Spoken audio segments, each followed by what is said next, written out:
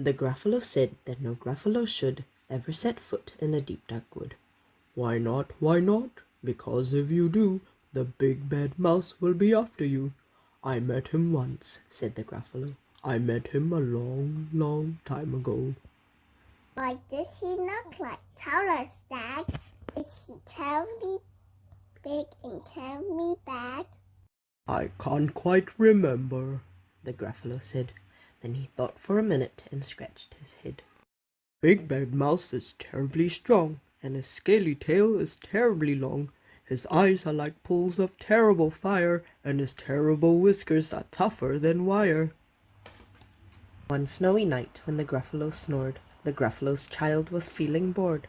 The Gruffalo's child was feeling brave, so she tiptoed out of the Gruffalo cave. The snow fell fast and the wind blew wild. Into the wood went the Gruffalo's child. Aha! Oh ho! A trail in the snow. Whose is this trail and where does it go? A tail poked out of a log pile house. Could this be the tail of the big bad mouse? Out slid the creature, his eyes were small, and he didn't have whiskers, no, none at all. You're not the mouse. Not I, said the snake. He's down by the lake, eating Gruffalo cake. The snow fell fast and the wind blew wild. I'm not scared, said the Gruffalo's child. Aha! Oh ho!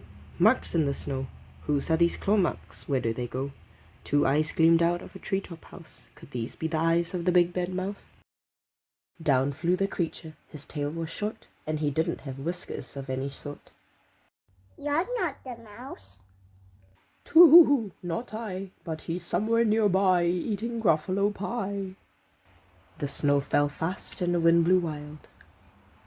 I'm not scared, said the Gruffalo's child. Aha! Oh ho! A track in the snow. Whose is this track and where does it go? Whiskers at last, and an underground house. Could this be the home of the big bad mouse? Out slunk the creature. His eyes went fiery. His tail wasn't scaly. His whiskers went wiry. You're not the mouse. Oh no, not me. He's under a tree drinking Gruffalo tea. It's all a trick, said the Gruffalo's child, as she sat on a stump where the snow lay piled. I don't believe it's the big bad mouse. But here comes everyone out of his house.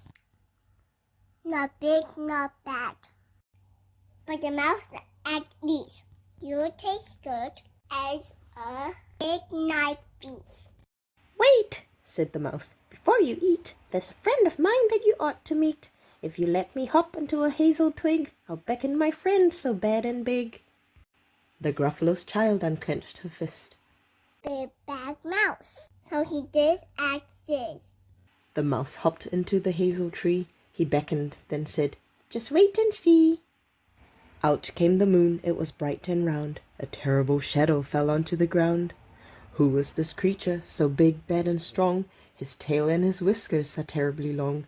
His ears are enormous, and over his shoulder he carries a nut as big as a boulder. The big bad mouse! yelled the Gruffalo's child. The mouse jumped down from the twig and smiled. Aha! Oh ho! Prints in the snow. Whose are these footprints? Where do they go? The footprints led to the Gruffalo cave, where the Gruffalo's child was a bit less brave. The Gruffalo's child was a bit less bored, and the Gruffalo snored and snored and snored.